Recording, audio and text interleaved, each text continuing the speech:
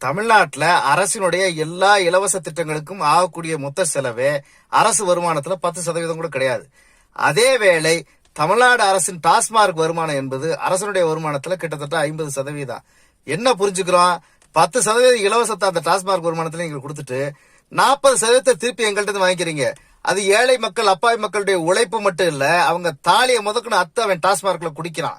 இதை நீங்க பெற்றுக்கிறீங்க.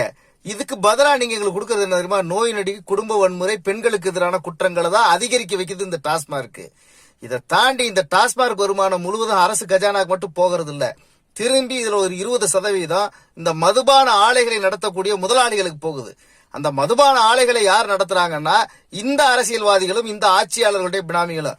அப்புறம் என்ன ஈர வெங்காயத்துக்கு எங்களுக்கு இந்த இலவசன்ற நீங்க வாயில போட்டு போறதுக்காக எங்க உழைப்பையும் சேர்த்து மறைமுகமா மது என்கின்ற அரக்கனை ஏவி விடக்கூடிய இந்த ஆட்சியாளர்கள் நாம் ஏன் தொடர்ந்து